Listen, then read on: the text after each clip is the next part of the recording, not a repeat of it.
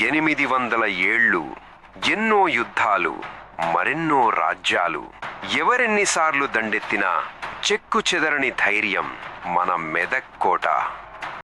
ప్రతి రాయికి ఒక కథ ఉంటుంది, కానీ కొన్ని రాళ్లకు మాత్రమే చరిత్ర ఉంటుంది. మనం ఇప్పుడు నిలబడి ఉన్న ఈ నేల సాధారణమైన మట్టి కాదు. ఇది యుద్ధాలను చూసింది, రాజుల రాజసాన్ని చూసింది, సైనికుల త్యాగాన్ని చూసింది, వీర వనితల పౌరుషాన్ని చూసింది. ఈ గాలిలో ఇంకా ఆ పురాతన శ్వాస వినిపిస్తోంది. సహ్యాద్రి కొండ చివరి అంచున తెలంగాణ గుండెల్లో మెతుకులాగా నిలిచిన అద్భుతం మన మెదక్ దుర్గం. చాలా మంది ఇక్కడికి వస్తారు, ఫోటోలు దిగుతారు, వెళ్ళిపోతారు.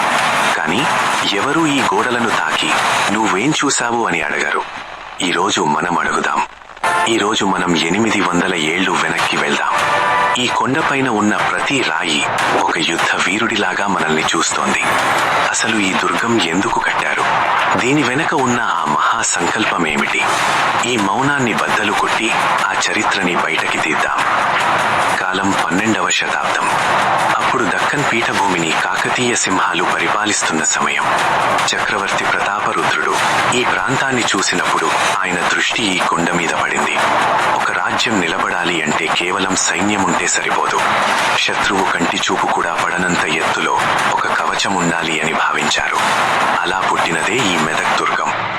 దీని అసలు పేరు మెతుకు దుర్గం. ఎందుకు ఆ పేరు అంటే, ఈ చుట్టుపక్కల ఉండే నేల బంగారం లాంటి పంటలనిచ్చేది. వరి ఎక్కువగా పండేది. ఈ కొండపైన ఉన్న సైన్యానికి, కొండ కింద ఉన్న ప్రజలకు ఈ దుర్గం ఒక మెతుకులాగా, అంటే ఒక ఆహారంలాగా, ఒక ఆధారంలాగా ఉండేది అని చరిత్ర చెబుతోంది. కాకతీయులు అంటే కేవలం యుద్ధ వీరులు మాత్రమే కాదు, వాళ్ళు గొప్ప ఇంజనీర్లు. ఈ కొండని చూడండి, ప్రకృతిని నాశనం చేయకుండా ఆ కొండ ఆకారాన్ని వాడుకుంటూ దుర్గం రూపరేఖలు మారాయి. అక్కడ కనిపించేది మహాఫిరంగి. ఇది 17వ శతాబ్దం నాటిది. దీని పొడవు 3.2 మీటర్లు. దీనిని ఇక్కడ పెట్టడానికి ఎన్ని వందల మంది కష్టపడి ఉంటారో ఊహించండి. అప్పట్లో ఎప్పుడైతే ఈ ఫిరంగి నుండి నిప్పురవ్వ బయటకి వచ్చేదో, ఆ శబ్దానికి కొండ కింద ఉన్న శత్రువు గుండెల్లో భయం పుట్టేది. దీని రేంజ్ చాలా పెద్దది.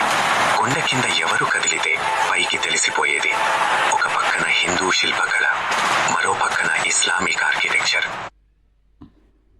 మతాలను సమానంగా చూశాయి. ఒక దుర్గం గొప్పది అనిపించుకోవడం అది యుద్ధంలో గెలిచినప్పుడు కాదు, ముట్టడి జరిగినప్పుడు. శత్రువు నెలల తరబడి ఫోర్ట్ చుట్టూ ముట్టడి వేస్తాడు. బయట నుండి ఆహారం రాదు, నీళ్లు రావు. మరి లోపల ఉన్న వేల మంది సైనికులు ఎలా బ్రతికారు? అక్కడే ఉంది అసలు ఇంజనీరింగ్ అద్భుతం. ఈ కొండపైన నీళ్లు ఎలా వస్తాయి? కాకతీయులు వర్షపు నీటి సంరక్షణ విధానాన్ని ఆ రోజు ద్వారాన్ని దాటుకొని కొంచెం ముందుకు వెళితే మనకు స్వాగతం పలికేదే గజద్వారం. పేరులోనే ఉంది కదా, గజ అంటే ఏనుగు. ఒక్కసారి ఆ ద్వారం పక్కనున్న గోడల్ని చూడండి. 2 ఏనుగులు తమ తొండాలను ఒకదానితో ఒకటి పెనవేసుకున్నట్లు ఇంటర్లాక్ ఎంత అద్భుతంగా చెక్కారో. సాధారణంగా ఏనుగు అనేది బలానికి మరియు రాజసానికి సింబల్. కోటలోకి అడుగు పెట్టేటప్పుడు మేము ఎంత బలవంతులతో, ఎంత సంపదతో ఉన్నామో చూడండి అని శత్రువులకు గాని మిత్రులకు గాని చూపించడానికి రాజులు ఈ ద్వారాన్ని ఇలా డిజైన్ చేయించారు. ఈ ద్వారాన్ని జాగ్రత్తగా గమనిస్తే కాకతీయుల శిల్పకళ ఎంత గొప్పగా ఉండేదో అర్థమవుతుంది. ఆ ఏనుగుల తొండాలు, వాటి దంతాలు రాతిలో ప్రాణం పోసినట్లుంటాయి. ఆ రోజుల్లో రాజులు, వాళ్ళ సైన్యాధిపతులు ఏనుగుల మీద కూర్చొని అంబారీ ఎక్కి నీళ్లు ఒక్క చుక్క కూడా వృధా అవ్వకుండా పైప్ లైన్స్ ద్వారా, ఛానల్స్ ద్వారా కొండ కింద నుండి పైకి, పై నుండి కిందకి ప్రవహించేలా చేశారు. ఇంకా ఇక్కడ స్వరంగాలు కూడా ఉన్నాయని అంటారు. పెద్దలు చెబుతారు, ఇక్కడ నుండి హైదరాబాద్ గోల్కొండకి సొరంగం ఉండేది అని. రాజులు ఆపద సమయంలో తప్పించుకోవడానికి ఇది వాడేవారేమో. అవి ఇప్పుడు పూడుకుపోయి ఉండొచ్చు, కానీ ఎవరికి తెలుసు? మనం నడిచే ఈ కాళ్ల కింద ఇంకా ఎన్ని రహస్య కథలున్నాయో. 500 మెట్లు ఎక్కి మనం ఇప్పుడు కొండ చివరి భాగానికి చేరుకున్నాం. ఈ గాలిని పీల్చండి. ఇందాక మనం చూసిన ఆ కష్టాలు, ఆ యుద్ధాలు, ఆ రక్తం అన్నీ ఈ గాలిలో కలిసిపోయాయి. ఇక్కడ నుండి చూస్తే ప్రపంచం చాలా చిన్నగా కనిపిస్తుంది. కింద మనుషులు చిన్నగా కనిపిస్తున్నారు. నాడు రాజులు కూడా ఈ ప్రదేశంలో నిలబడి ఇదే దృశ్యాన్ని చూసి ఉంటారు. వాళ్ళు అనుకుని ఉంటారు, ఈ రాజ్యం నాది, ఈ బలం నాది అని. కానీ కాలం వాళ్ళని తీసుకుపోయింది. రాజులు పోయారు.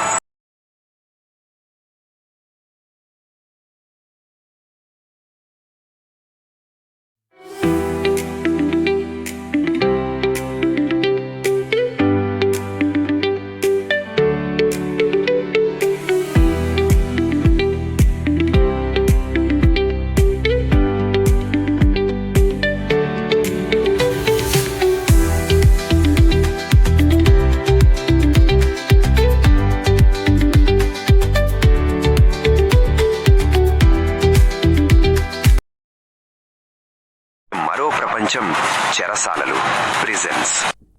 రాజుల వైభవం ఎంత గొప్పగా ఉంటుందో వాళ్ళ శిక్షలు అంత కఠినంగా ఉండేవనడానికి ఇవే నిదర్శనం. ఈ గదులని చూడండి, కిటికీలు లేవు, గాలి వెలుతురు వచ్చే దారి లేదు. తప్పు చేసిన వాళ్ళని, యుద్ధ ఖైదీలని ఈ చీకటి గదుల్లో బంధించేవారు. ఈ రాతి గోడల మధ్య ఎంతో మంది శత్రువులు తమ చివరి రోజుల్ని లెక్క పెట్టుకుని ఉంటారు. ఆ నిశ్శబ్దం ఇప్పటికీ ఇక్కడ వినిపిస్తున్నట్లుంటుంది. ఇక అందరూ ఆసక్తిగా అడిగే రహస్య గదులు. నిజానికి కోటలో చాలా గదులు బయటికి కనిపించవు. మరివి ఎందుకు? ఇందులో కొన్ని ధాన్యాగారాలు, అంటే యుద్ధం వచ్చి కోట ద్వారాలు మూసేస్తే నెలల తరబడి సైనికులకు, ప్రజలకు